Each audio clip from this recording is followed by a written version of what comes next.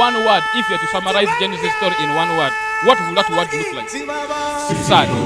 Another. Ignorance. Another. Interesting. Another. Frustrating. Poverty. All we can see is poverty. Another. Shock. I like all these answers. These are great answers.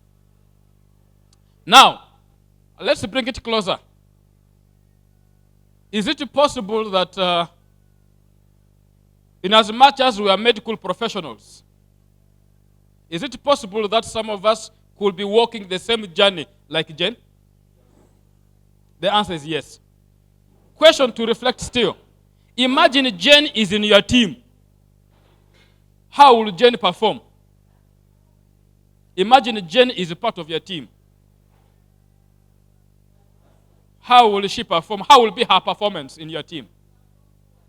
Imagine Jane was the head of department, unfortunately. How will the department run? That's why we want to see how do we help. And it is possible that amongst us we could be having a Jane who has been dying in silence. We want to see how do we help. Now I am putting another quote. This quote is for financial literacy. By God's grace, in this country, there are 68 master trainers for financial literacy, certified, trained by Bank of Uganda. And by God's grace, if you check that list, if you can just Google master trainers of financial literacy in Uganda, master trainers of financial literacy in Uganda, you will find there are 68 so far in this country who are certified master trainers. And by God's grace, Dratibi Daniel is number 65. So, and I always say money and mental health, they are cousins. They move together. In fact, they are twins. Money and mental health, they are twins. Money affects mental health, and mental health affects money.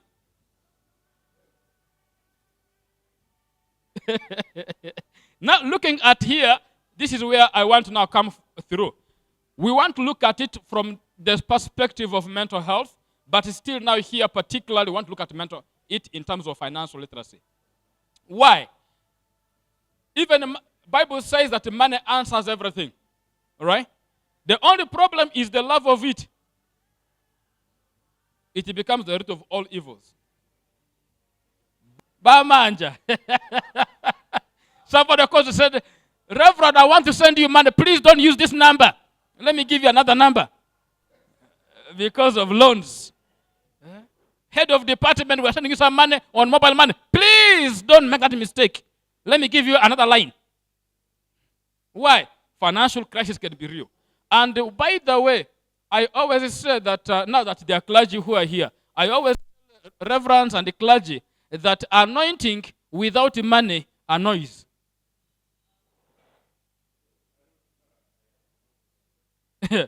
Anointing without money annoys. And us who are here can testify. Any broke person is always angry.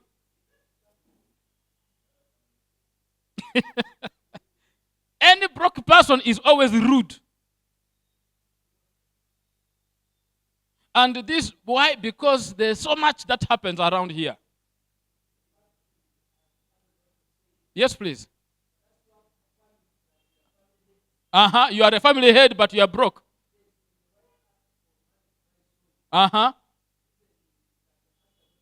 You, very good. And then before you know it, now when you are not preparing to go to church, or you are preparing to go to work, then you ask, Madam, did you see my socks? The answer will be, where did you put it?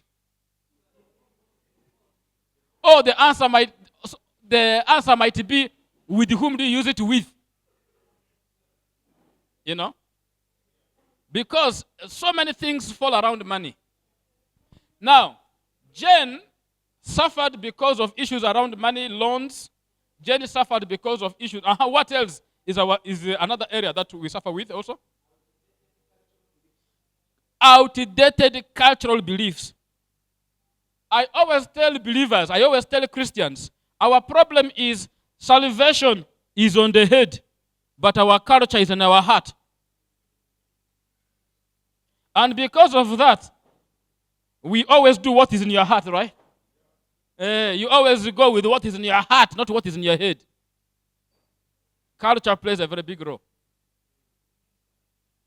This week I was in Mbale and I was telling a group of people that is it possible for us to address certain issues, but for us to address them, we must look at the cultural institutions and engage there, because there are some things which are good, but some things which are outdated, and therefore they need reforms. And for such reforms to happen, we need a dialogue. For example, some of the cultural practices are very good, but I was asking, is it possible for us to do, for example, Imbaru during holidays? Because when you are in a class and there is a Kadodi passing, children all go. Now, when we are talking about retention in schools, when we are talking about school dropouts, which periods do they normally drop up to most? If you are to look closely, during some of those traditional festive seasons, can we push them towards the holidays so that does not affect school time? So many things that are good, but can we adjust? I like that. In Genesis condition, women are not valued. That's why in very many cultures, women are seen in more of animals. They're seen as animals. We see women more of cows. We see women more of goats. Money, sugar, tomatoes. So I think some of these cultural practices must shift. Yes, what else do we see Jane struggle here that we also struggle with? Yes? Stress, anxiety, depression. In the morning, we looked at mental health in detail. Yeah? Stress is here with us, resident. Anxiety, because we are worried. Even where some of us are here, but we even worried how we are going to go back tomorrow. We are worried of what we left at home. We are worried how Christmas is going to happen. We are still in September. Some of you are already worried about Christmas. You know. What is here? Anxiety is real. Depression. You are sad. Everything is going left instead of going right. And all this affects us as well. Yes, what else? Social justice. So many things are falling apart. In fact, as a matter of fact, there is a lot of injustice. Long ago, even in the Bible days, are you aware there is a woman who was caught in the very act without a man? And she was brought to Jesus. That we caught her red-handed in the very act. But she was brought alone. So where was the man? Injustice everywhere. We struggle with them. What else? Illiteracy and lack of that's why the Bible says, my people perish for lack of knowledge. Some of you who come from Kasese and our line close to Congo, in French we normally say, mon peuple périt par le mal de connaissance. Yes, we are talking now. Oui? Mon peuple périt par le mal de connaissance. People perish for lack of knowledge. That's why we see Jane has suffered here because of ignorance. And by the way, we have educated people who are very literate.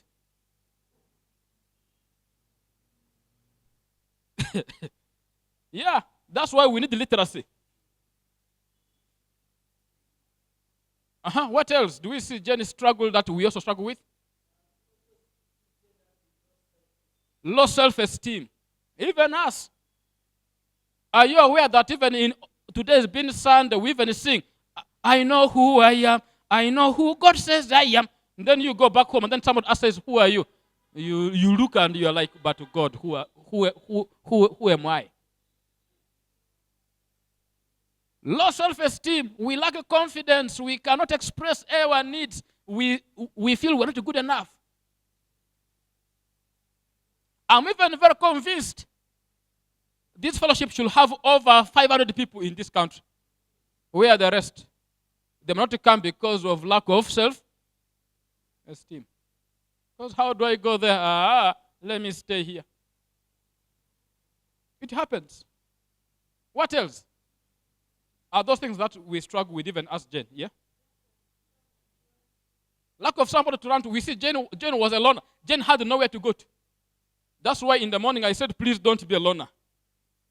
Yeah? Have a social capital. What else? Now, above all, Jane was so broke. Very, very broke. She had very many loans. She was doing a business. Business was not going. No breakthrough, no nothing. That's why today I'm saying if we are broke, indeed we are broke by choice. Why? Many times the choices we make bring us trouble and we end up in financial crisis. And what normally happens with the financial literacy is we must be honest with ourselves. Right now, as it is, where are you? How are you standing? Where do you belong as far as finances are concerned? Are you on the left or you're on the right?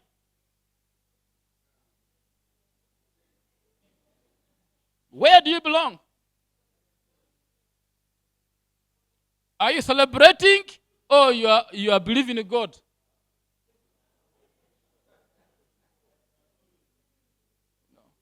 And there is nobody, and there is nothing like I'm in the middle. You are either left or right.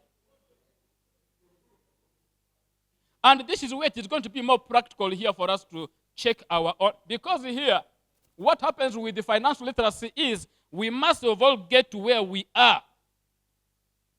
The truth you know is what will set you free. As long as you live in denial, you can't move anything, you can't change anything. That's why I'm very convinced I'm talking to believers, Christians. Every 31st of December, we have long lists. And I'm sure among the items of the long lists is financial breakthrough. Yes. Even this year, 31st of last year, we said 2025 is our year of financial breakthrough. Today is the 7th of September 2025. How are you standing? Maybe more debts.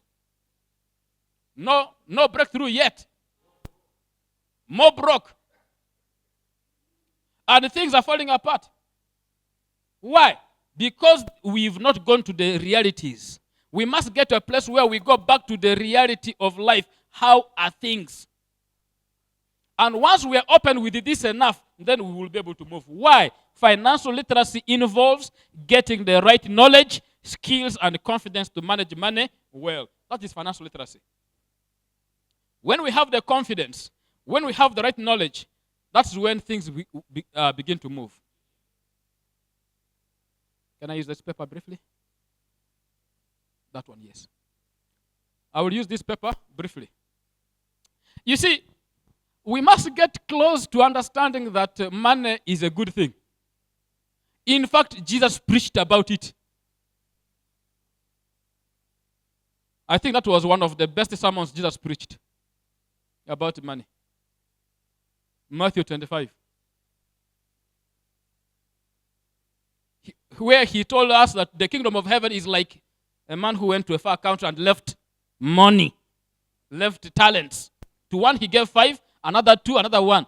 Each one according to their ability. But each one managed it differently. Colleagues, right now, how are you standing? How is your net worth?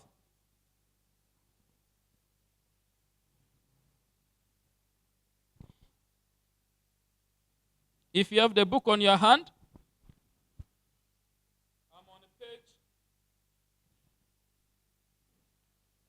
I'm on page 110. Your net worth, it is until you check the reality of your life. Your net worth plays a very big role. Your net worth, if you look at whatever you have, look at your assets, look at the money you have at hand, look at the money you have in the on your phone, look at the money you have in the bank, look at all your savings, look at all your investments. If you add all of that and many other monies that you have, investments, how much do you have in all? Vis-a-vis Look at the liabilities you have. Look at the loans. Look at the debts. If you have to add all of that, which one is bigger than the other? Once we get there, then we can begin to get our reality. You can't go anywhere until you know where you are coming from. The reality must check. And this is where it is not about faith here. Because many times the Bible says we should walk by faith, but when it comes to money issues, we walk by sight. By sight, yes.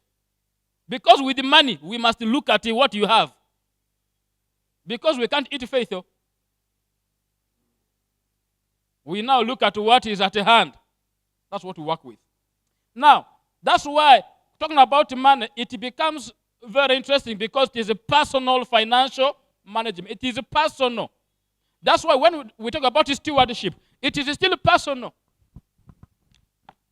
I want to ask a simple question. Reverend, has Madam ever come to the church admin to sign for your money? No. Why? Yet she's your wife. You are the one who is there, so there's no way she can come there. Yeah? But then at the end of the day, we must take responsibility, first of all, at a personal level, before we go to family level. And where's the problem? Talking about personal financial management, many times we struggle here because things are not working well at a personal level. So, what happens whenever we get money? Things must happen. Now, this can now bring you the real breakthrough. If now you are going to make a request, a long list again for next year for financial breakthrough, then you must begin to have an objective which is based upon the money. How much is that breakthrough you're looking at? How much do you need? What is that you need so that it is clear? So that it is not just that I want a breakthrough. To you, what does it look like? That's why if you go to the villages and other places, there are people who are believing in God for 100,000, and that is their breakthrough. If they can only get 100,000. There are those who are believing in God for 10 billion breakthrough. There are those who are believing in God for 1,000,000 shillings. Even now. There are those who are believing in God for 5. For them, that is a breakthrough. For you, what does it look like? It is personal. Number 2, looking at it in this perspective, there are 4 areas to look at. Number 1, you must figure out the amount of money you earn and spend. As simple as that. It is your money, yes. First of all, understand how much is it. How much is your income? Because your income will determine what you can then be able to do. Number 2, determine the cost of your goals. For example, we are at different levels. We are different cadres in this room here. Let's assume your income in your facility is 1 million. Yes? And you want to buy a car of 20 million. You must be able to bear the cost. Yeah? You want to achieve your dream, you want to buy the car. Yes, you will buy the car, but you must be able to forego certain things for you to be able. So you must be able to count those costs. Number 3, make decisions about how much to save, how to pay off debts, and how much to invest. And then decide the timing of these goals. Because you have to plan for it. It takes planning. Why? 3 things happen with money. Even right now, when you get money, these 3 things will happen. Either you spend it, or you save it, or you invest it, depending at the level you are at with your finances at that time. Because there are some of us who are believing in God for some money so that we can spend. There are those who are believing in God for money so that they can save. There are those who are believing in God for some money so they can invest. Depending at your level. And while this is happening, it must be with a budget. Have you, colleagues who are here, have you ever had some money in your pocket and you wonder where it went? But after we have spent it, you search everywhere. I had some 200,000. Yes, I left home with the 200,000. But where is it? But then it has gone. Then you begin to wonder where it went. Why? There was no budget. You didn't give it the direction it should take. And this is where things fall apart. And what is more interesting is many of us, we think we have a budget, but what we actually have is not a budget, but a shopping list.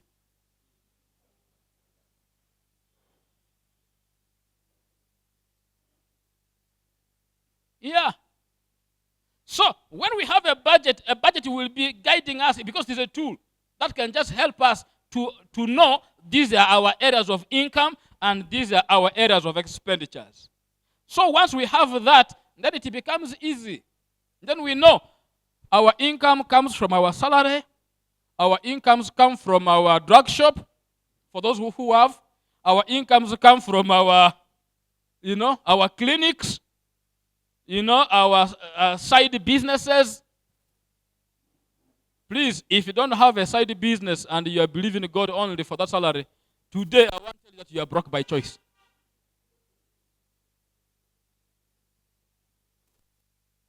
Yes? Because we need that side business. And the other day I was hearing somebody was shouting and saying, you shouldn't be doing another thing because you are getting monthly salary. Let me tell you, why are we complaining? Why are we having problems? Let me tell you something. You have a faithful friend who will never leave you, who will never forsake you. That is a hunger. Yes? That's why we eat daily. That's why even we have 3 meals a day. And you cannot have a daily expenditure without a daily income. Why we're having a problem is we have daily expenditures without a daily income. So how do you manage a daily income with a monthly pay? Doesn't work. So my encouragement is do something according to your ability.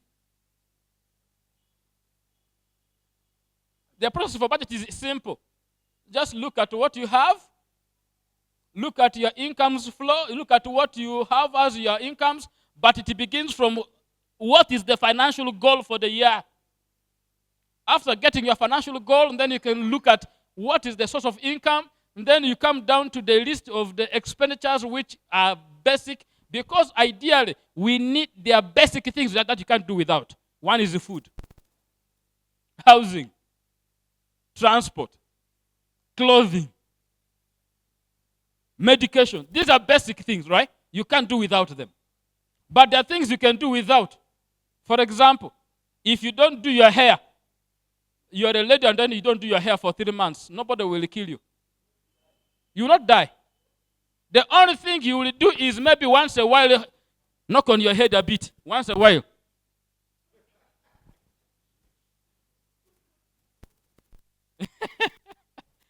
Okay? But we must look good though. We must do something. But my point is, even if you don't change your hair every week, it's not a problem. You can actually do your one hair and it can spend 2 months. You just keep styling it. It works. Once this happens, then we must be able to ensure that our expenses are less than our income. Where is our problem? And why is stress coming on our side on a daily? I want to demonstrate.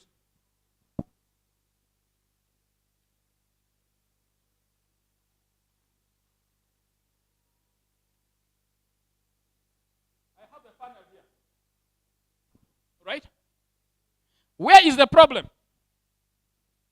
Normally, our income comes through here. and our expenses are wide. And this is where the problem is. As long as the incomes are smaller and the expenditures are more, stress will be our friend. Actually, it will be resident in your house.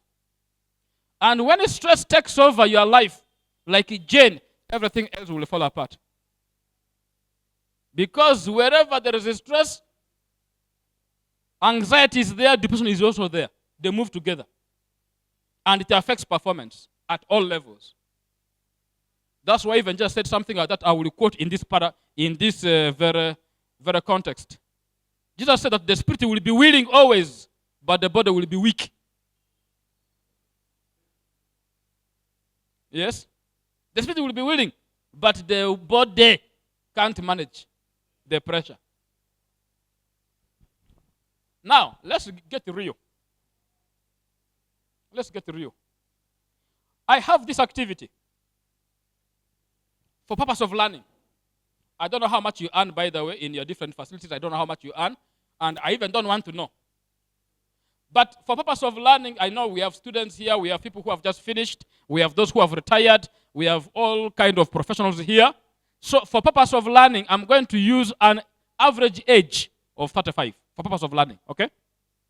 Let's assume we have a 35-year-old individual amongst us here whose monthly income is 1 million. As of today, the debts and the bank loan is 25 million. Some of these loans are in the bank. Some of these loans are on more cash. Some of these loans are from the money lenders. Some of these loans are from the SACCO. If we add all those loans combined, 25 million. We have some savings, which of course this must be a conditional saving of 2 million. You know, many of us, we don't want to save, so we must save by force. Reverend, do we normally get those savings where they chop some part of your salary by force? At your workplace, do they chop some salary by force to keep our savings? I think that 2 million might be now because of that one. Kind of. But this is tough. This medic is planning to retire in 25 years. Does this relate to maybe Genesis, even environment? Now imagine this is staff. How will this staff manage these issues? I'm sure this staff will retire broke and will begin to curse the government. Government, no. But maybe the issue is not even with the government, because the government is committed, pays this money faithfully. Monthly, and sometimes even if it delays, it really comes. But however, because of so many things are happening here. So we want to see, can we help this stuff? I wish we had a time. This is something that we normally do for a full week, 5 days training, that I'm going to compress in 1 hour. So you will bear with me. But I will leave the notes with us. All right? So ideally, we were supposed to go back in our small groups and we help this staff going through these different areas. So let's see. First challenge. For this particular staff, the challenge number one to help this staff overcome this kind of scenario is budget.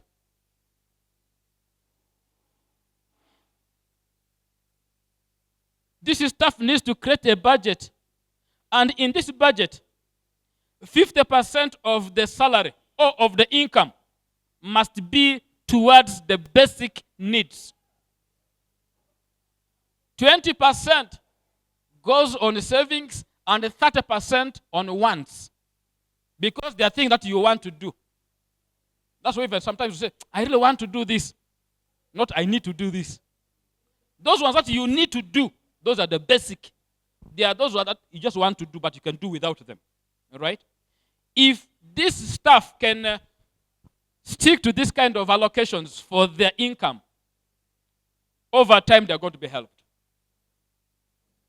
In that, this person will not go to functions or meetings and pledge 2 million in function I pledge 2 million. Your income is first of all 1 million. You have 25 million in debts. You don't go and be pledging anyhow because you will be working with your allocation, with your budget. If you're not there, you don't take offense. Yeah? Because, colleagues, giving, Bible says giving must be planned for. You don't just give for. And each one gives what they have. You don't give what you don't have. But what is our problem? If I don't give the whole me, how will they see me? I am the head of department in my facility. But you are struggling, first of all, in debt. And even I'm sure by the time this stuff is happening, is here, Madam's hair was last done last year, May.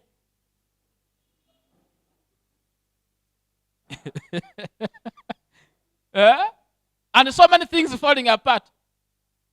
But then we'll go and pledge. I'm sure when she's pledging like that, Madam will be looking and wondering, this man. Please, can this person, in terms of Jane, stick to this kind of allocations? It will help. Without a budget, everything will go wrong. Number 2, second challenge here, we must be intentional savings. Savings is a must. Determine how much you can save for short-term, emergencies, and so on. Mid-term, maybe buying land, buying a car, and so on. Maybe long-term, retirement, education, and so on. If we don't save today, nothing will save you tomorrow. Let me tell you, let me be honest with you. The only thing that can secure your future is your savings. Now, let me not sound political. I know these last 5 years, the government tried to secure our future. But I want to say, for you to have a fully secured future in terms of finances, you need to save. You need your savings. Problem is, many of us, we save in the morning, in the evening, we withdraw. We save on Monday, on Friday, weekend, we withdraw. Why? There's no plan. So we must save with a plan. So I have 3 annoying verses. Verse number 1, Proverbs 13, verse 11. Bible reminds us that dishonest money dwindles away, but he who gathers money little by little makes it grow.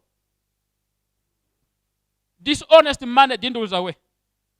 Like when my sister was sharing the testimony of how she was even demoted because some people believed if she was there, they can't break through with the weak. As believers, we must save some money.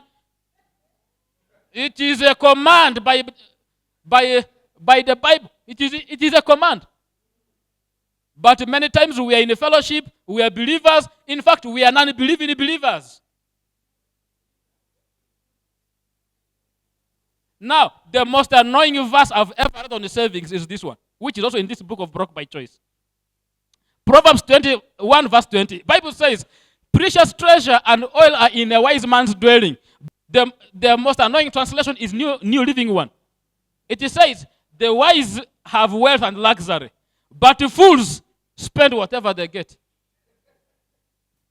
In Jesus' name, in case we have had medics who are like those ones yesterday, that foolishness has ended in Jesus' name. Effective today, we shall begin to save. By force, by fire, by thunder, we shall save. In Jesus' name. You know, we've seen people who have retired. And they'll tell you they have retired, but they are cursing government. There are those who have retired in the ministry of God, and they are cursing God. There are those who have retired in whichever department, and they are cursing their heads of department. Those people are very innocent. The problem is here. You see, we have been trained wrongly. I was telling a group of people that we have a bad habit in some villages, in some places, and we know even some stuff. The day they receive their salary, that's when they leave. They don't come back until the salary is over. May God deliver us that we may not be among them. For us, we shall be among the wise. In Jesus' name. Some few principles that I've just picked that I want to share, but more detail is in that book, Broke by Choice. Number one, set a goal. Why are you saving the money that you're saving? If you have said that today I'm going to begin to save, why are you saving that money? If there is no plan for that money, I can tell you, you save somewhere, you withdraw and spend on something else. You begin afresh. I'm sure you know people in your villages, in your communities, who sit and save their money religiously. Every Monday or every Sunday, they sit and save their money. And on Christmas, before Christmas, they dissipate all their money and spend everything and begin afresh. No change. No impact. Year after year, there's a problem. There must be a plan. Number two, build a habit of savings. Number three, tackle your obstacles. And the number one obstacle that you must address is your friends and family. Your friends will come to you, please help me with this. You see, I have this challenge. I will get it back to you in a short time. You remove, like my brother said, you remove 1,000,000 shillings, you give your friends. That was his savings. They don't return. Some of our relatives have become so accustomed that towards the end of the month, they begin to call you. And then, because we've been supporting them religiously, they have also now known that even if they don't work, even if they don't do anything, they will call you, you will send them money. It is your savings. And the day you retire without the money, they will say, but you used to be heads of department. You used to work in this hospital. You used to be this and that. See where you have they will even laugh at you. Yet they're the people who actually pick the money from you. We must target this. How do we deal with this obstacle? We must address these issues because consider, why are they asking for money? Do they have a problem with the money management? What is their problem? I've always said this somewhere. One day, somebody called me from my village and said, please, where are you? I need your help. I said, what's the problem? Said, I need some money. I said, what is it? Said, my wife gave birth abruptly, and I'm stuck. The wife gave birth abruptly, and therefore they are stuck. No, after 9 months. And the wife therefore gave birth abruptly, and therefore they need some help. Colleagues, let me tell you, until we help address some of those issues. That's why Bible reminds us, because we are in a fellowship, right? This is Uganda Health Workers Christian Fellowship. So we must read the scripture. Titus chapter 3 verse 14. What does your Bible say? Titus 3 verse 14. Let our people devote themselves to doing what is good. They must work to take care of their basic needs. If chapter 3 verse 14. Until we help address some of these issues, until we help our people to also learn to work. Some of us also, we've gone to a place where we say, you see, we suffered growing up. We suffered, we didn't have this. Our people must enjoy. You are misleading them. Anybody there? Titus 3:14? Yes, sir. Otio?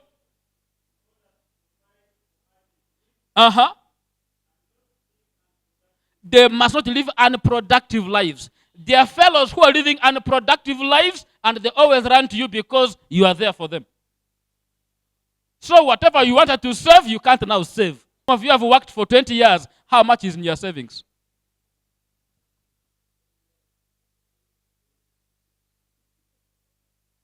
How much do we have?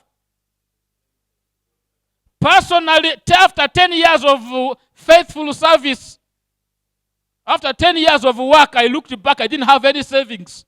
I didn't have any assets. Because I was trying my best to see that everybody must get something. And to make matters worse, I was even more into borrowing than saving. To the extent that even time reached. Now, I didn't tell you this, but you can now go back on page 14 if you have your book of Broke by Choice near you. Page 14. During that time, you can see my financial statement, which is there on the book. Page 14.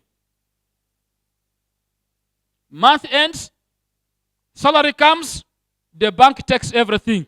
Balance is zero for 3.5 years, and you are a man with the beards.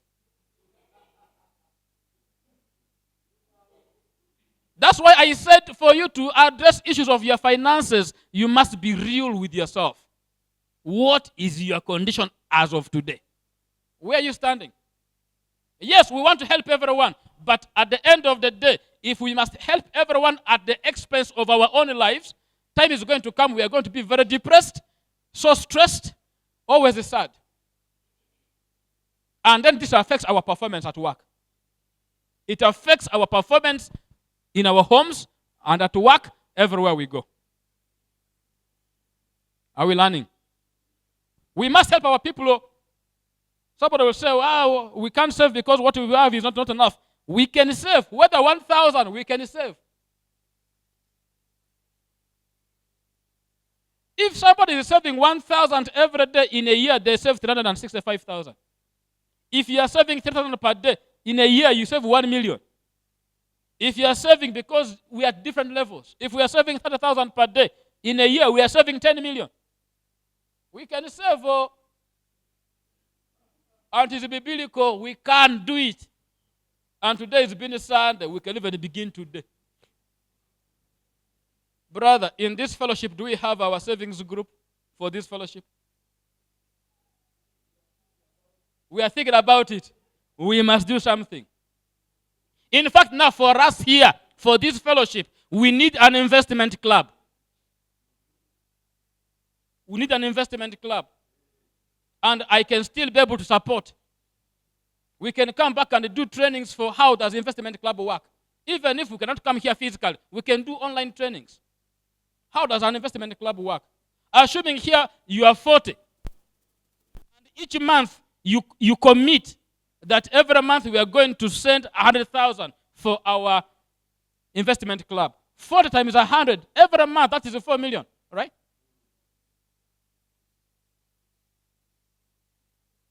Four of us. In a year, 40 times 12? 28. Assuming we are more than 40, how much will that be? We can do an investment club. We can do something. I always say this because has any one of you ever gone for an overnight? When you are alone. You are just alone, but you have gone for an overnight. You reach there, you try to move around, you try to pray. You pray. You look at the time. 10 minutes have passed. You pray again, you pray, you walk around, you pray. And then something tells you, why can you first sit down? Before you know it, you begin to yawn. God, I bless you. Before you know it, you sleep. But if you go for an overnight, where you are more than 40, like us here for an overnight, nobody will sleep. While you are getting tired, another one is having some energy. And you keep pacing. Before you know it, it is morning. What does that mean? There is a power in the numbers. So if you are ready, we can do this. An investment club. We can do it. Somebody can say, I will save weekly. You can still make it. Somebody can say, I will do it monthly. You can still make it. But the point is, choose what you can be consistent with. Be consistent. Choose what you can be consistent with. Okay? Choice number 3, investment. This is staff who is earning 1 million and has all that kind of loan. Sit down. Must be able to think about investment. And it is biblical. It is biblical. Bible reminds us. I'm now on the page. You can now run with me to page.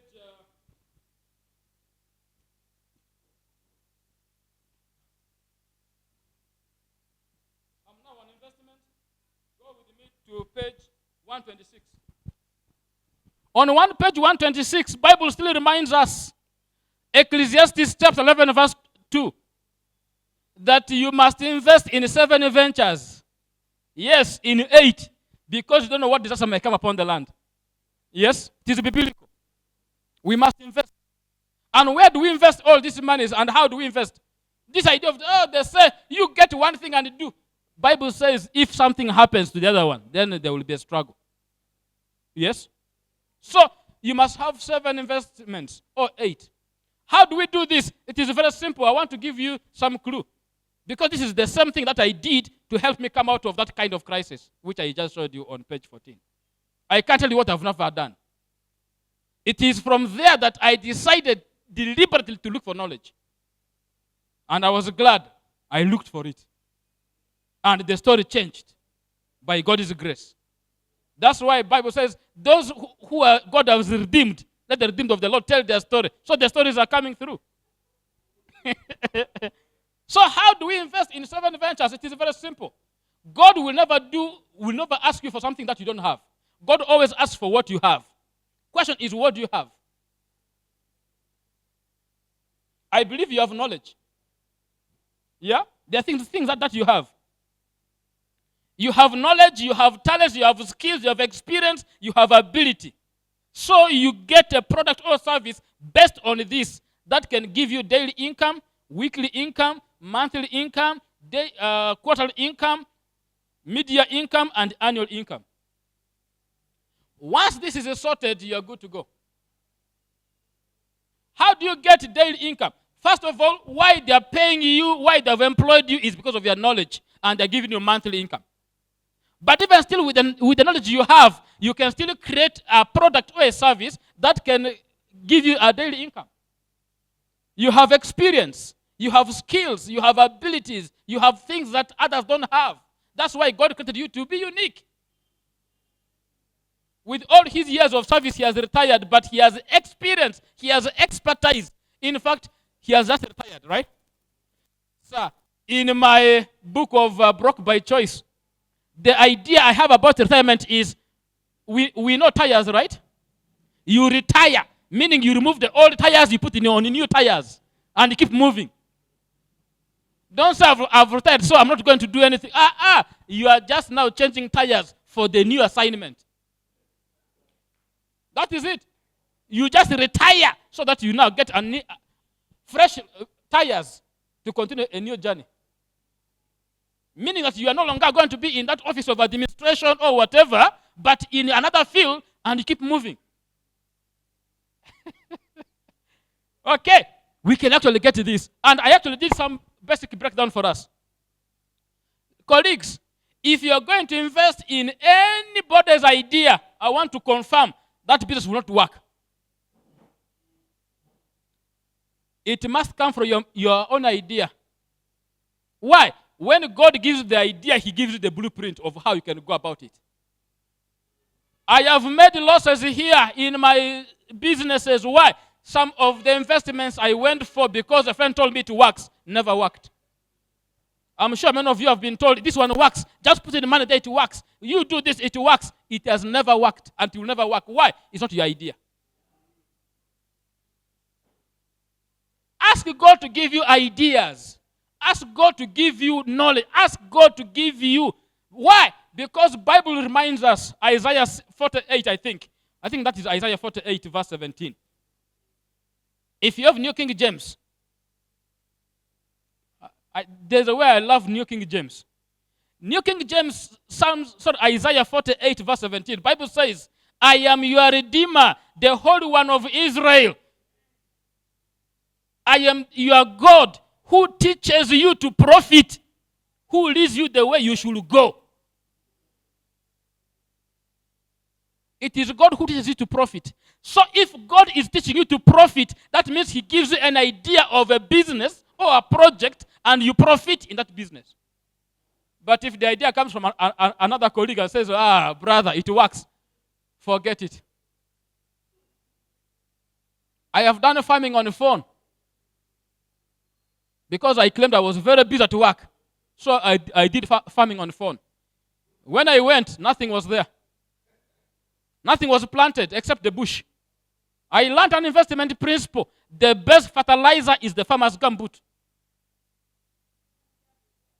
The best fertilizer is the farmer's gumboot. As long as you're absent in whatever project, forget it, you lose it. You must be present. And you must do something according to your ability. That's why Jesus said, to one he gave 5, to another he gave 2, another he gave 1, but each one was given according to their ability. Don't envy another one who has 5. Even if you just have 2, make the use of the 2. If you have 1, make the use of the 1. Identify your area of abilities. Identify your area of gifts. What is your gift? Yes, you are a doctor, but what other gift do you have? That's why this book is here, beyond the job title. Beyond the job title. Yes, you have the job title. You are the head of department. You have that title. You are the engineer. You are the doctor. You are the what? You are the in whatever department you are in. Beyond that title, there is still a person. What can this person do? This thing of how can this? No, it's not about how can they. It's about getting some idea that can work. How can they see me when I'm carrying honey? It's not my problem. All I have is to carry my honey and sell it. How will people see me carrying my books? I have to carry it. This idea of what will people see? What will people say? It's not your problem. The issue is get your idea. We are faithful in people's ideas, but we're not okay with our own. Daily incomes. What can give you daily income?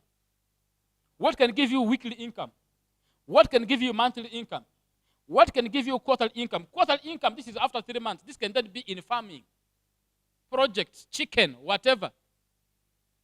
The other day, somebody made fun and asked, in this economy, somebody spends $200,000 to buy a puppy. I'm like, are you aware that even raising dogs is a very good project? You sell puppies. Imagine selling a puppy at $200,000. A puppy, one. Do we also call that one doggery? Oh. I don't know, but there's a poultry, there is a piggery, there is a doggery, whatever that you can. But I want to say this. It must be in your area of ability. I know of a guy who went for chicken. 5 a.m., 4 a.m., he used to wake up to look after the chicks. Within 2 weeks, he was dying. He said, this thing is too much for me. I said, good for you. You went for a wrong project. There is one who also went for pigs. Said, there's money in pigs. Pigs! The man ran in for pigs, brought 80 piglets. Within 2 weeks, the guy will look at the piglets will look at the guy, and he was seeing real demons. Why? There were no feeds. And he was stuck with. You must go for a project you must be sure you are good at. That's my point. According to your ability, what can you do? Media, and now I want to give you some science here. Yesterday I shared something because somehow I have information in the Bank of Uganda, somehow. Now, I'm sure you've heard about the Treasury bills and the Treasury bonds. The next is going to be auctioned on 1st of October. And the minimum is 100,000. This is where you put in your money, and it is risk-free because you are lending the government. The last one, they gave out at 16%. And there's no bank that can give that kind of interest. 16%, 15%, they don't give. Most banks take the money there, and then they come and give you 7%, 8%, right? You can go there direct. The science is easy. Minimum is 100,000. Maximum is open. You put in your money there. With the bills, you can put it there for 3 months. You withdraw your money. You can put it for 6 months. It is a short term. With the bond, it is long term.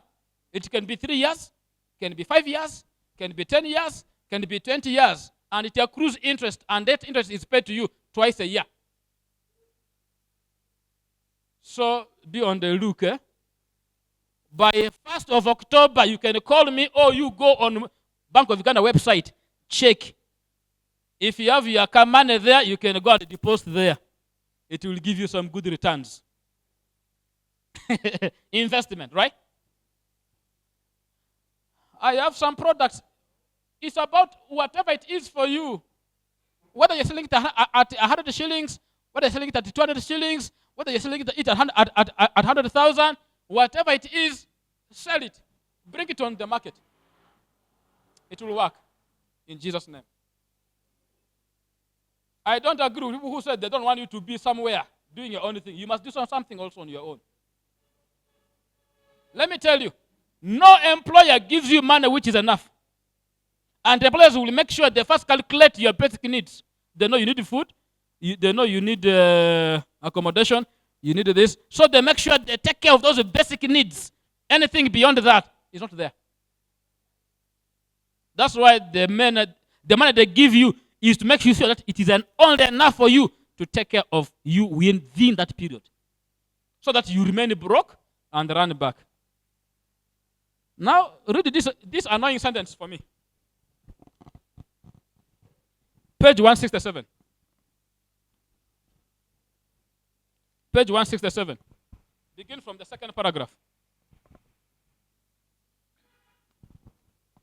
Page 67 from second paragraph. As you wait. It says, as you still rely on salary, your salary qualifies you to get loans, especially salary loans and other loans where appraisal for the loan is based on the amount you receive as a salary. Is that true? Have you ever gone for a loan? For a salary loan? The question is how much is the salary, right? So you need that to get salary. Next. Your salary is also important because it keeps you moving as you work only to pay the taxi driver, border rider, the landlord of the house, feeding, contributing to friends and family during functions, and condolences during burials, paying other bills. No wonder. By the end of the month, most corporates or salary earners are broke. No wonder. One day I was somewhere and I said by the middle of the month, somebody says, no, not by the middle of the month. Immediately 3 days after the salary, everything is finished. Why? Salaries come like this, and by the time it lands, as a matter of fact, many of our accounts, most of us, our accounts are on the highway for the salary to pass. You know highway, you don't go at a slow speed. Highway, salary that's coming like this, pew! It has passed. And you wonder what happened. It has gone. Why? By the time the salary is coming, even right now, today is the 7th of September. I think we've received our salaries for October. It is only you who knows how much has remained. And remember, very soon students are going back to school. Many of us are believing in God already. Some schools are actually opening tomorrow. But we shall make it. How shall we make it? When we get this. We must get something out beyond the salary. Investments work. Like I said, invest in your area of strength. Don't invest in your area of weakness. Number 2, don't invest in a project which is not of your idea. Many of us, we've lost money because friends tell us, this thing works, put in your money. Nothing works. Thank you. God bless you, sir. Indeed, if we are broke by choice. Next assignment, we must go to the loan. The young man had 1 million in his incomes, but 25 million in loans. So we must manage those loans. How shall we pay this loan? The sure way of paying this loan cannot be salary, because if we use that salary to pay that loan, so many things will fall apart. Remember, school fees is coming. You remember this and that. Are you aware that many of us now, there is a Toji Quarter call every night in our houses? Referendum is every night in our houses. There is a team that says Jikwateko. Another team is saying Tojikwatako. Every night. Why? When money is not there, when poverty comes through the door, love will jump through the window. Or through the ventilators, if there's no window. Or it will fly through the ceiling. So, why we have a lot of this kind of life now is because of financial crisis. That's why many of our neighbors, not us here, many of our neighbors, every night, Madam will make sure there is a biker, there is a legging, there is an overall, there is a tight jean. Tojikwatako.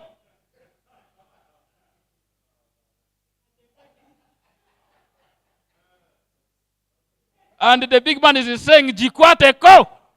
This loan is if we can increase on our investments. That's the only answer.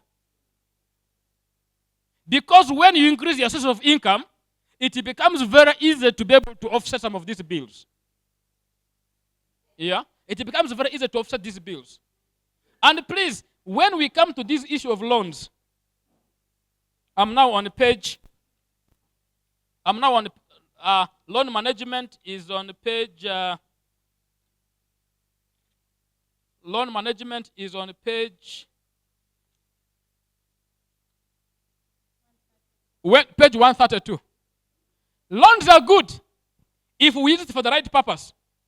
But the loans can be a nightmare if it is not for the right purpose. And the last time I checked, whenever we are borrowing loans, we don't borrow loans because of need. We borrow loans because of pressure. That's why we don't read the terms of the loans. Are you aware many banks, they also make it cleverly for you. They make sure the part you fill, which has the loan amount and your name, is with in bold font. You can easily read. And the loan terms are always behind in a very small font. And we don't even have interest to read. That's why they just tell you, sign here, sign here, sign here. You just sign here. You just sign here. You just sign. Because you're under pressure. You just want this money. That's why some financial institutions will even come to you and say, we can give you money within 15 minutes. All you do is fill here. And please, anybody who comes to you and says they are going to give you loan at 4% interest, 5% interest, what you don't know is loans are given per annum. Okay? So somebody who is going to tell you they're going to give you loan 5%, multiply 5 by 12. That is 60%.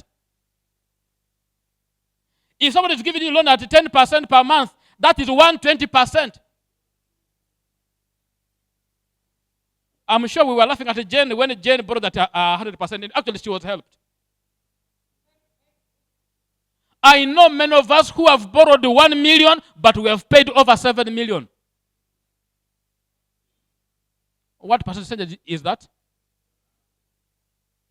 That is and there are so many microfinances that target medical workers, that target civil servants, that target, and even I'm sure in your hospital gates, you have seen those big posters of loans, quick loans, those quick loans. Let me tell you, everything which is of a shortcut will cut you into short pieces. Shortcuts will always cut you into short pieces. Because they make sure they confuse you with so many words and they tell you it is quick. And you get the loan as quick as possible. But then you don't know the terms of the loan. The good someone, and then somebody who demands you their money comes to sit in front. Someone disappears. You change the sermon topic.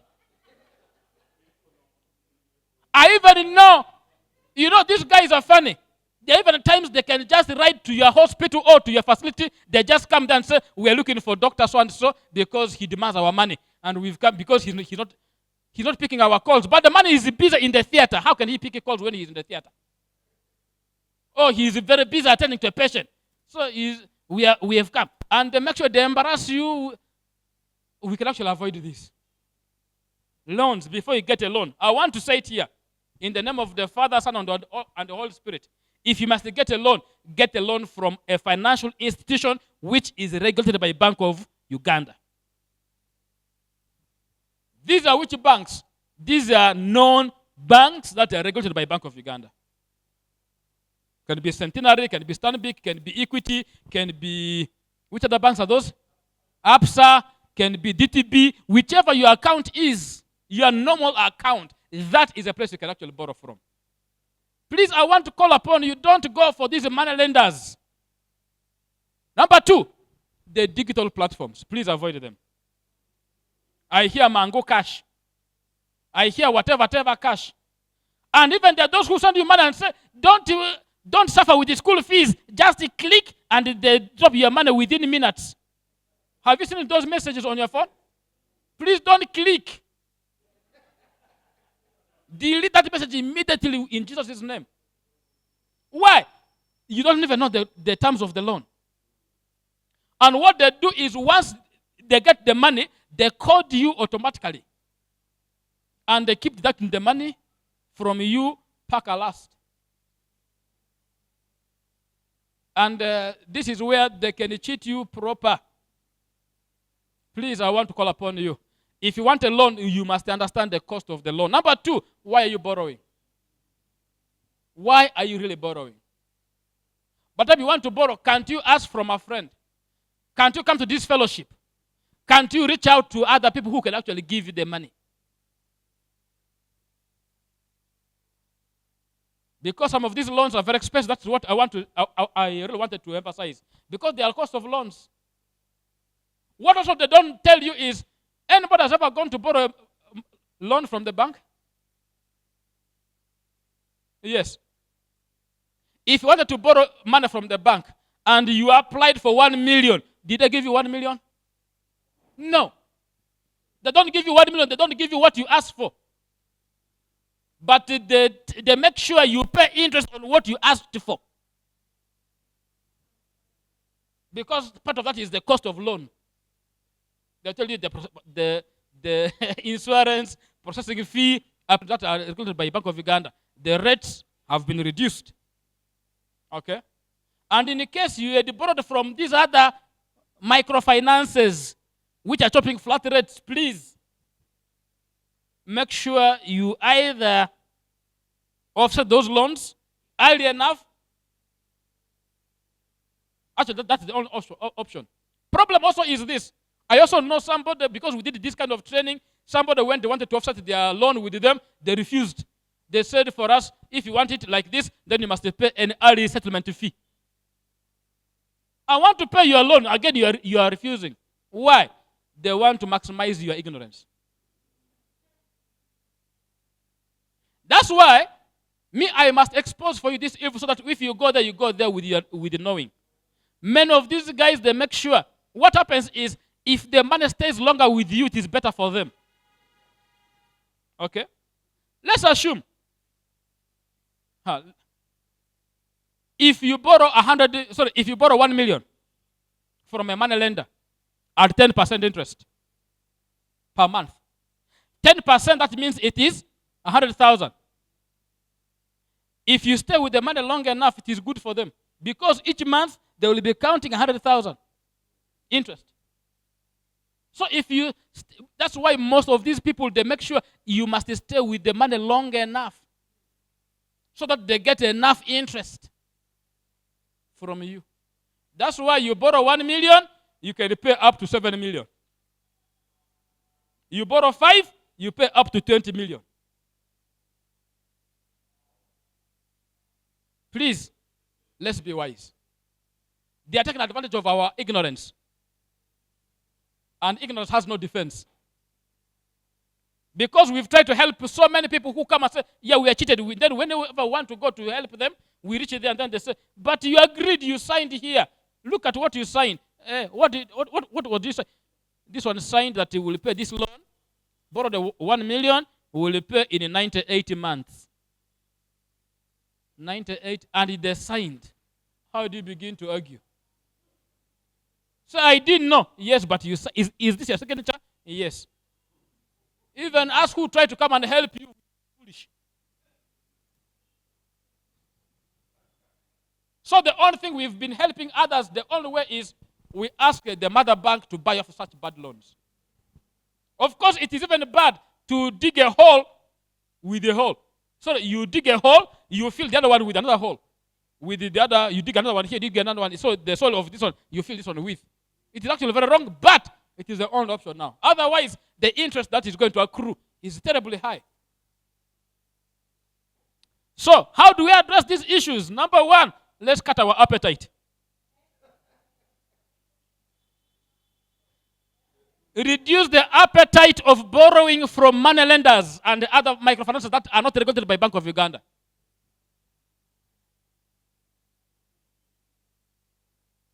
I know many of them will come with convincing language. Even they come to your, even I'm sure in your meetings they've ever come to your facilities. We give you loans, we give you money. In fact, others will even just call you. Hello, you qualify. Qualify for what? Loan. Qualify. Just that. The second evil that you must fight is top-up loan. Top-up loan. If you give you something small, and then they charge you with the what you had asked for, the big amount. And that is how they make sure they will always convince you for top-up loan so that they keep you a victim. So that they keep you as a slave. So that we see a Jane coming to work every day. No one, do you know why some of your team members come to work early morning when they're very angry and annoyed? Coming very early in the morning, beginning to quarrel. Instead of saying good morning, what is good about the morning? They'll just begin from there. Many of them are struggling with the financial crisis. And once this happens, it adds other problems.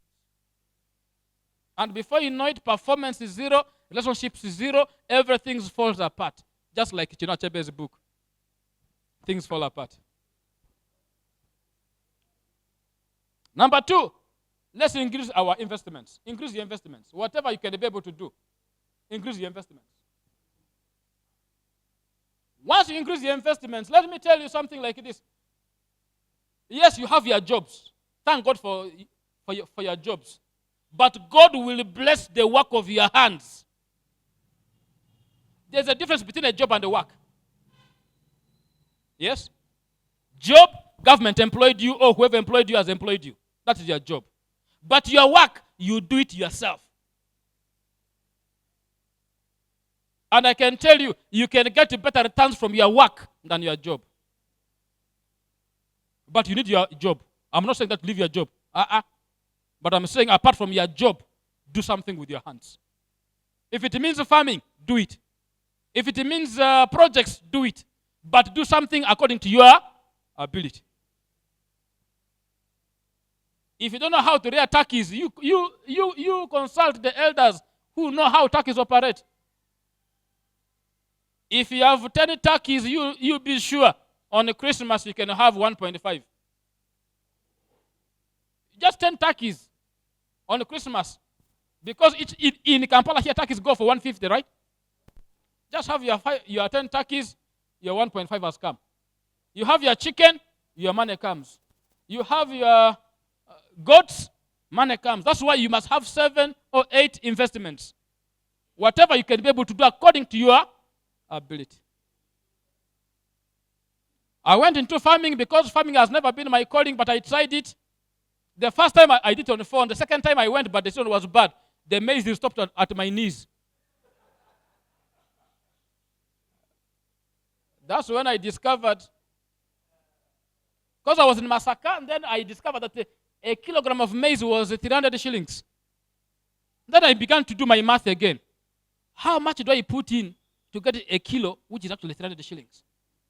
I think about it, actually the money was bigger. Then I discovered, this thing is not for me. I think for me, let me go for produce. Let me wait for produce season. And I get something.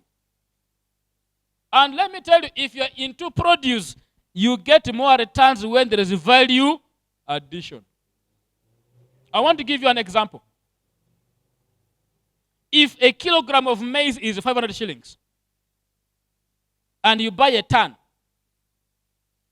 that is 500,000. You buy 100 kilos, that is 1 ton. Yeah? Yes. 1,000 kilos, yes. At 500,000. Now, you come and you take this maize to the grinding mill. And you remove both your chachu, which is for feeding chicken and other animals, and then the posho. How much is a kilo of posho right now? 2,000. You who sells the posho and the chachu at the same time, you will earn more than somebody who sold for you maize. Value addition. For me who is into chipoli, somebody who sells for me groundnuts during harvesting season, a kilo at 4,000. And then simsim. Also, whenever I add the two and I make my chipoli, a kilogram of chipoli is 15. I make more than the one who sold the simsim and the maize. Sorry, and the groundnut. Value addition. Yes? And these are things that we can do with our hands. So it is possible we can do this. Finally, I want to end because it's coming to 4. Financial planning. Let's plan. Let's plan. What is your financial goal? What is it? Must you really borrow? So that you can be able to discuss all of this. Lastly, retirement. Whether we like it or yes, we must retire. I don't believe in those who say they can't retire. They must retire by force, by fire. But when you retire, what is the plan? You see, the problem is many of us are now cursing, many people who have retired are cursing their children who don't support them. I want to tell you, if you have a parent who is trying to curse you for not supporting them the way they think, that curse will not work in Jesus' name. Why? Give for me 2 Corinthians 12, verse 14. Bible, one time I read this one for some clergy and they got angry with me. But it's well. Colleagues, truth is, if you don't save for yourself, like I said earlier in the beginning, the only way you can secure your future is when you save.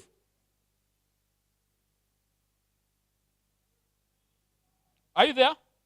2 Corinthians chapter 12, verse 14. I'm ready to come to you for the 3rd time.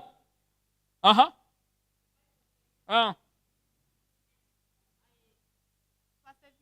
in demonstrating. 2 Corinthians 12, 14. Verse 14. Now I am ready to visit you for the 3rd time, Okay. and I will not be a burden to you. Yes, because what I want is not your possession, but you. After all, children should not have to save up for their parents, but parents for their children. So I will.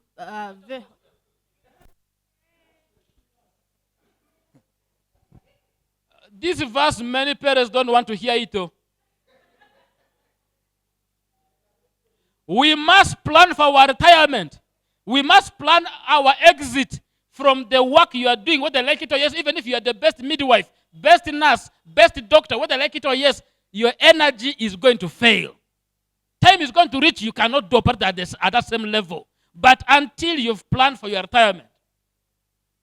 Problem is when you are weak and you are old, even the young people will not even respect you. They will even ask you, Musa, what do you want? But if you save your money, you won't be a burden. Bible says a good man leaves inheritance for the children's children. But any muzee who will be cursing the children that I gave birth to them, I educated them, they're not helping me enough, it is your problem. Because you should have saved for the children, not even for them to save for you. This verse is more annoying. That's why I said I gave it for some people, they got angry with me.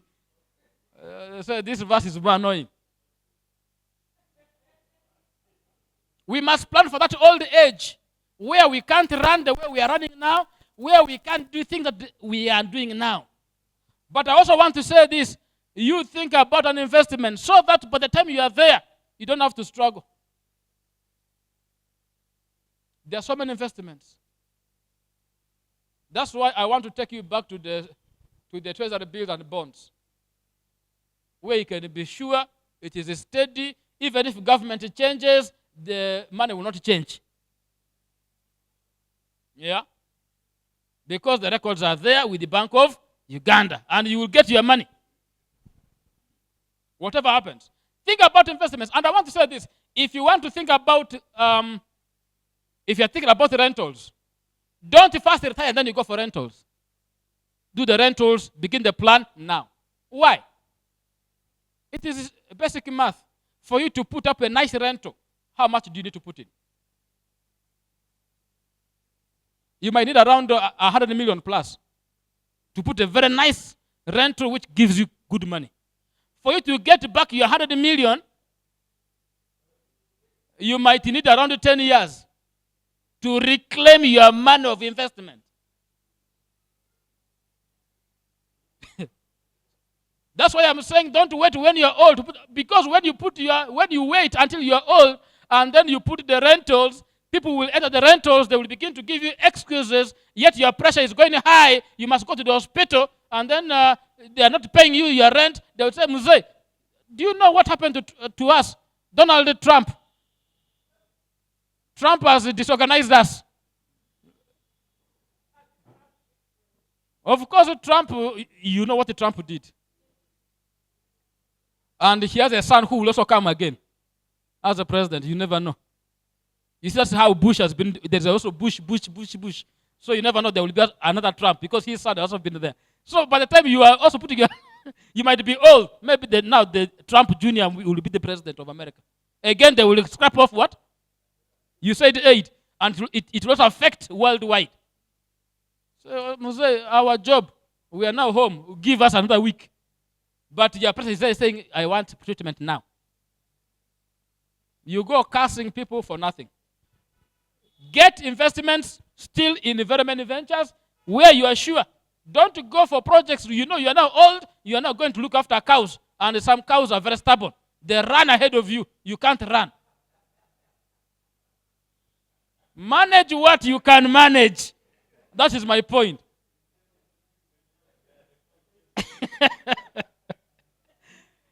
Amen. That is the end. Can I get questions, please? Yes, Reverend. Let me get some few questions. Otherwise, my time is up. Some few questions here. Thank you so much.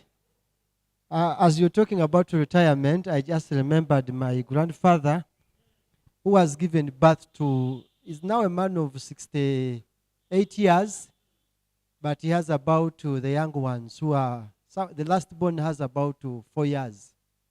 And he has about 17 children. And when we keep on telling him to stop producing, he tells us that, you see, these children, they are for you, the grandchildren, to take care of. So when you said that it is the role of the father to make sure that he leaves something for the children, then I just remembered that we have to work hard as parents. Secondly, there's this issue of free money. From nowhere, you're on phone, someone sends you a message and says, please click on this, you'll receive free money. And if you're not careful, you may run mad. Now, a question on this, I want to know. I have a friend of mine who came to me and said, you know what, Reverend? Me, I'm no longer doing any job.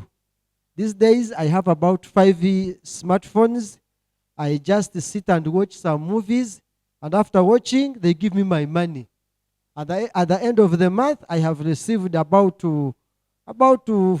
some good money like 1 million, when I'm seated and I'm not working, I want to know really, is there any free money that you can receive without really hustling? Because I'm wondering, how can someone get free money?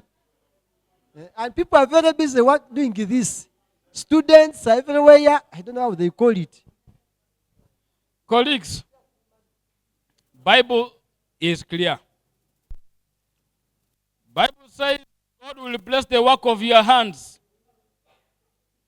This idea of saying I'm not working, I am getting free things, is a lie. Because Bible says, you see now this is going to take me to another dangerous verse. Titus 1 verses 12 is another dangerous one. A dangerous verse. You know, such people who are lazy gluttons,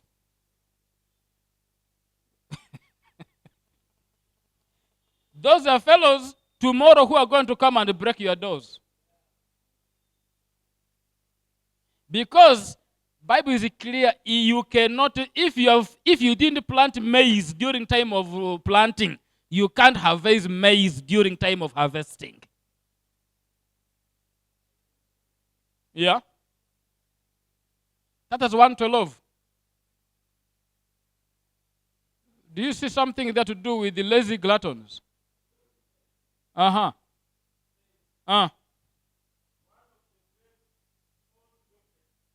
Their own. Said what? I said it. Cretans are always liars, evil brutes, lazy gluttons. This saying is true. Therefore, rebuke them sharply.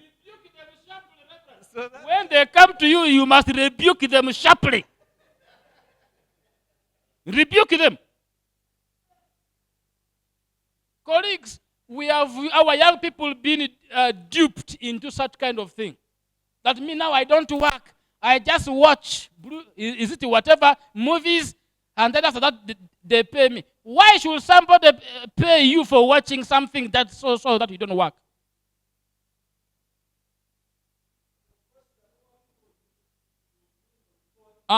It is a scheme which is of the devil. We must work. That's why the Bible says, Paul said it, those who don't work should not eat. We must work. And we must tell our people to work. That's why Titus 3:14 now comes in handy. Remember when it says that our people must learn to do work so that they take care of their basic needs? Don't be surprised that the very person will come back to you and say, Reverend, please help me because I'm broke. Today is the 7th of September. Watch my words. The very person will come back to you asking for something to eat. Then you ask them, where is all the millions that you are boasting about? It's nowhere. So, please minimize clicking things anyhow on your phone. Many people have clicked things anyhowly, and the impact is so terrible. They hack into your systems, they hack into your accounts, they dupe you. Before you know it, some people begin to send things that you even don't know about. Please, we can minimize this. Okay? Otherwise, our finances are very crucial. We need it. We need to make money. We need to see how to grow the money. We need to see how to invest the money and how to return the money so that the money becomes a tool to advance God's work and to take care of our needs. Yeah, I only wanted to create a discussion that you should save for yourself so that you don't blame your children. Yeah. If I talk about myself, I've sent my children to the schools that they qualified for, these Kampala schools. And we told them, we shall give you everything you need so that you are not mocked at school. When they finished the school, we told them the remaining money we have, we want to put up a house. That when you come with your friends, you are not ashamed. And we have that. Now we told them our money is finished, we are looking at you. How do you support? Discuss that. Now you've put all the money to educate them. That was your responsibility. That's one. Number two, putting up a house is good. That's still your responsibility. They help you at their terms, not as a condition. Because that's why in this book of Broke by Choice, the last part of retirement there, I have put it that please never make your children to be your retirement package.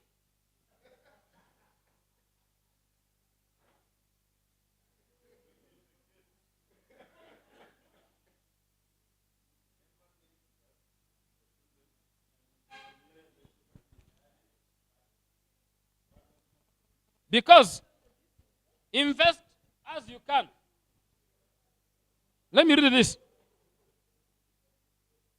Invest in a way that prioritizes growth of assets, having your ability in check. Do not go into investments that you have no supervision on because of your health. As I said above, starting early will definitely make the task ahead easier. But it is not too late to adopt some of these practices. Even if you're already retired, you can still save something for yourself. Do not make your children become your source of retirement package. As an encouragement, as I was finishing that particular part, I had asked you to read 2 Corinthians chapter 12, verse 14. Because at the end, yes, you've done your best, but still, now what happens here is, in case they give you some money, use this money to invest in something you can do. Because now two things happen here. Bible says in both Old and New Testament, to the eater, he gives bread. To the sower, he gives his seed. You choose whether you want to be the eater or you want to be a sower. But I will recommend that from today, whatever money you get, you see how you can invest it. Even now when you are into retirement. If the children have given you 100,000, don't spend it all.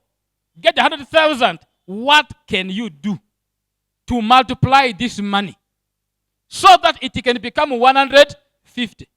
In fact, in one of the sessions, one day I was attending to Patrick Bitature. He said, one day he was asking himself, how can he buy a banana for 1,000, but he can sell it for 20,000? That is a business. Yeah?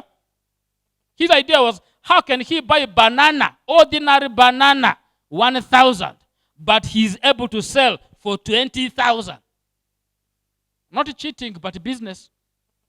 So the idea was for him to do banana smoothie, where all he needs is buy a blender, blend the banana, you come to the hotel, they pour for you in a glass, and it's 20,000. That is investment, though. It opened my eyes. Second thing he said was, because he grew up here in Kampala, even up to now I have tried it, you can even try it too. Go to a Owino. You can buy a nice shirt like this one at 3,000. 3,000. 1, 2, 3. 3,000. You go home, you iron the shirt that you buy from Owino. You iron it well, bring it on Ginger Road, sell for 30,000. Even others can go for 50,000 on the Ginger Road or on Kampala Road. That is a business. So you go, because people don't have time to go to Owino, so you help them. You go to Owino, bring the shirt at 3,000, come and sell it at 50,000. You're in the business. Obo Kola. Reverend, you can start again. Very good. So, even when you are retired, by the way, Bible tells us we can still be more fruitful even in our old age. Let me end with this verse, Psalms 92, verses 12 and 14. Psalms 92. Maybe to begin with, let's begin with the Psalms 90. Psalms 90, verse 10. Bible tells us that our years are 70. If we have strength, we can push up to 80, but they're full of misery and they fly away very fast. Now, verse 12 says, teach us so that we can gain a heart of wisdom. Teach us to number our days so that we can gain a heart of wisdom. Even from here, it is my prayer that we get a heart of wisdom. Now let's go to Psalms 92, verses 12. Psalms 92, verses 12. What does it say? What does the Bible say? 92. Okay. 92. Okay, Psalms 92, 11 to 12 says, my eyes have seen the defeat of my adversaries. Right? Yes. We are there. It's 92. Verse 12, which is this. Thank you. Thank you. The righteous will flourish like a palm tree. They will grow like a cedar of Lebanon, planted in the house of the Lord. They will flourish in the courts of our God. They will still bear fruit in old age. Yes.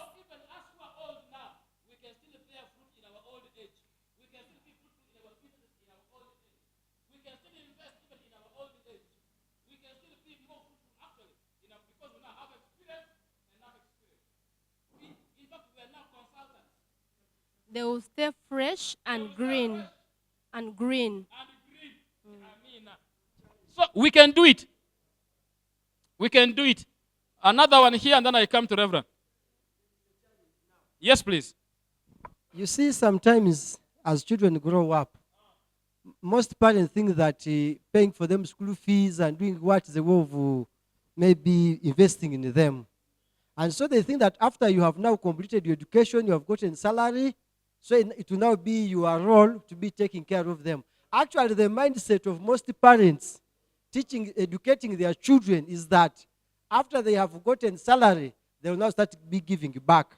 Because you can imagine, when you try to give maybe something to your parents, and they get used to it, the day you don't give, then they start cursing you. That is one challenge. Yes. Secondly, is this issue of where parents, they can give you a property because it's their role to give inheritance. They give you a property, but they put a condition. And they say that I am giving you this land, but never sell it.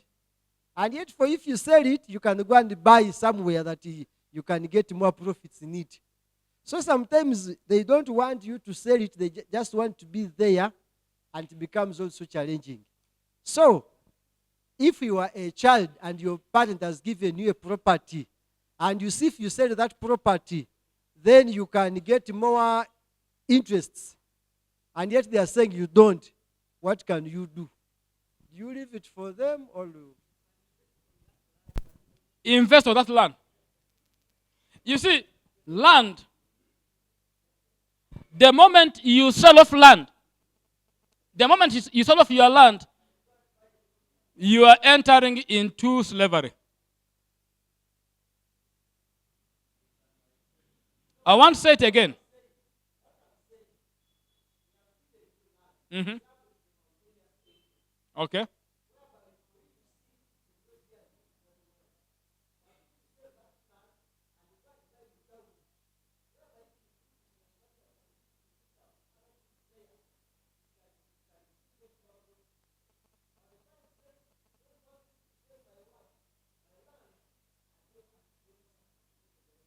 Yeah, you don't, because if they put you to that condition, you must respect. Because it is their will. Yeah? But my point here is, as a parent, that's why we need more sessions on this for parents. Why? As a parents, we must learn to leave wills, not bills. Many times we leave bills for children to pay instead of giving them will. And if we give them wills, we should give them wills without condition. You see, if you give me something, it is now upon me to see how I can use it. But if you give me that's why I don't want these government goats. Because government gives you a goat, 2 years later they will bring a cameraman to come and then we are going to inspect the goat. Did you give me? Anyway, that's a joke. But the point here is, I've really seen your point. What happens here is the idea must come from you. What investments can you do?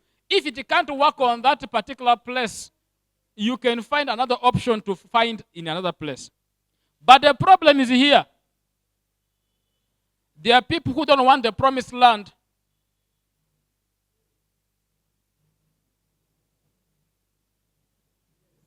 Yeah? That's why in the Bible there are 3 tribes that refused to go to the promised land and say, we will not go to the promised land, for us we are remaining here. Because this land is good for us, for our cows. Reuben was among them. Reuben, Gad, and the half tribe of Manasseh. They said we shouldn't go to the promised land. They told Moses. Moses got angry. And then they convinced Moses. And then they went to Joshua, also convinced Joshua. So I want to go, but we shall go and fight for them. But don't give us land on the other side. For us, we are remaining here. And that's exactly what they did. Because the land was good for their cows. The thing is, sometimes our parents have the best interest for us. But sometimes we don't see that interest. Because we have our own issues to manage. However, when it comes to investments, it is a personal thing. Investments, money. When you sell your land, just know you're about to go to exile. I want to give the example. That's why I said that thing. Egypt, you remember the hunger which happened in Egypt? Time reached when the Egyptians began to sell their land and say, please take the land. Give us food.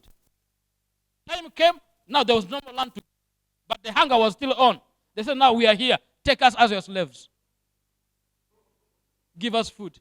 But now we become your slaves. Land is a big asset.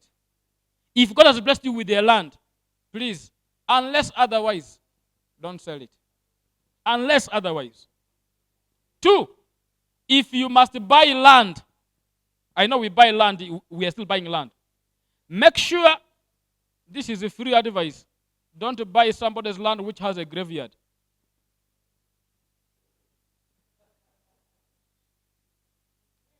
Yes. Because where you buy land and there is a graveyard in it, you know the occupants, the owners will come because that is their land. Because they will even tell you, our Jaja is buried here. And they will have evidence. What evidence will you have?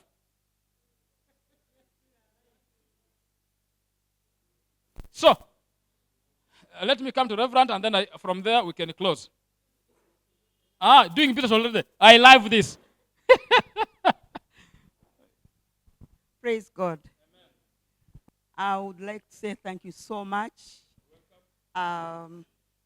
Especially to me, who has been doing business, many businesses actually. And some of them have been failing. But of recent, you talked about doing a business that you can, of your own business, of your own idea and your ability. So recently, I thought about another business. I've been thinking about it, but it looked like it's going to be hard for me. But I tried it and tried it. Then I saw it was actually my ability and it was bringing more money. This is the man I'm getting right now. Yes, it has worked for me. So thank you so much, and I'm encouraging my members, those who are earning salary, please you put something else. Because when I was working, I used to do business. And one time someone find me, I was at All Saints Church. I have many customers, All Saints Church, in the province and the Mirembe Diocese. When somebody find me there, I was wearing a collar, and she said, hey, remove the collar and you do business. I just look at this and I said, will you feed me today if I remove the collar? Because there is no problem. Eh?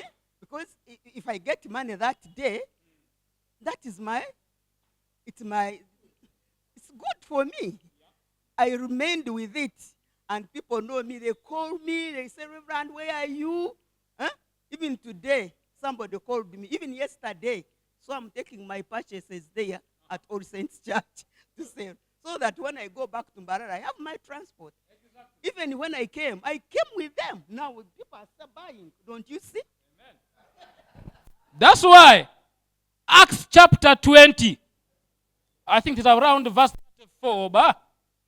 Can somebody check for me there? When Paul was telling the people that these hands of mine have taken care of my basic needs.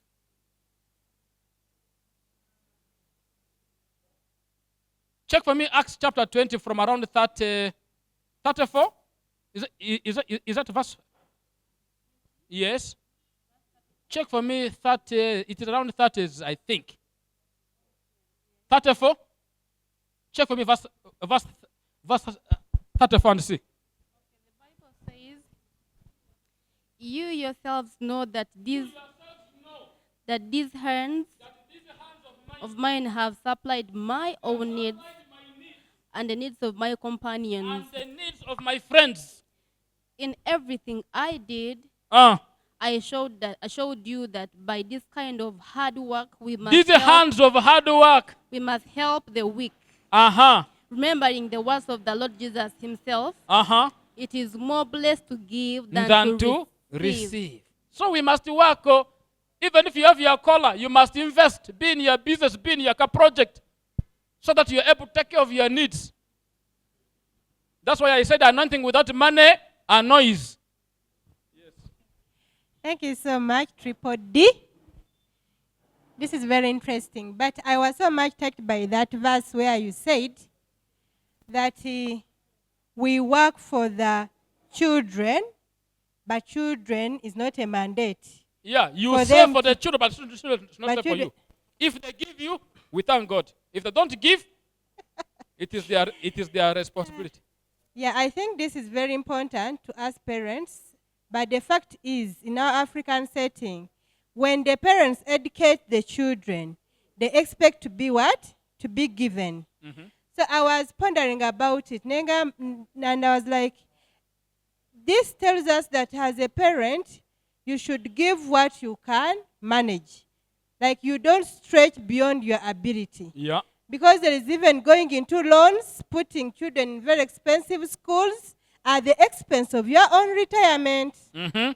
But also, it gives us another thought that as we are grooming these children up, we should train them to be hardworking and know that out of sweat is what they can also achieve. True. And to be contented with what we give them. True. That's the lesson I've learned today, and I'm very happy. Thank you. Very true. If your income is 1 million, why should you take your child to a school of 3 million primary? How are you going to get the 2 million? Apart from borrowing and becoming people's burden. Manage what you can. That's why I talk, how much do you earn and how should you invest it? How much must you spend?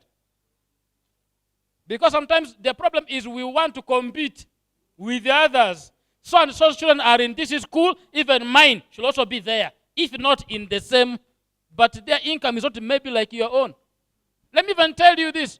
We can all be here earning 1 million shillings, for example. Me who is a firstborn, my responsibilities may not be like him who is the lastborn. Him who is the lastborn. And he's now also working and earning 1 million. The siblings also give him on top of his 1 million. But me, my own relatives and my parents also looking at me with my 1 million. I have all my responsibilities. So we can't be at the same level. In terms of our expenses, check your ideal. Check your ideal. Work with what you have. Otherwise, we can do something. We can invest our money. We can save our money. We can manage our loans. And we can cut our appetite on the loans. We can actually live financially free life. Financial independence doesn't mean that you must be a billionaire. I know billionaires who are broke. I know millionaires in this country who are stuck and broke. Because also they are demanded. But I know people whose money is less, but they are comfortable and happy. They have no much debt. They are able to pay whatever they need at their terms, and they are content. That is financial independence. It's not about how much you are earning. It's about how do you manage the resources that God has given you. The stewardship that is needed. Otherwise, when we go with the competition with other people, we will be sad. Why? Stress, anxiety, depression will be our share. That's why we are sad. If you are sad, it is because the S is of stress, the A is of anxiety, the D is of depression. That's why you are sad. Acronym. But in most cases, it is becoming because of financial crisis. Let's manage our finances well. God will bless the work of our hands. Pray that God will bless the work of your hands. That's why you see Paul prayed a prayer still in Romans. Now this one was in Romans. Paul prayed a prayer in Romans 15, verses 31 and 32. He says, pray with me that I may be delivered from the non-believers. Number 2, that my service to the saints will be acceptable. It is my prayer that your service to the people will also be acceptable. It is my prayer that your businesses will flourish. Your projects will be worth going for. Unlike Jane, who was in unprofitable business. And she was very frustrated. She ended up going to the witch doctors for help. And the witch doctor even told her that her issue is because of the ancestors who died long ago who are not happy with her. And therefore she needs to buy a bull to appease the spirits, making her into more debt. May we become wiser. May God bless you. God bless you all. Thank you. Over to you, God.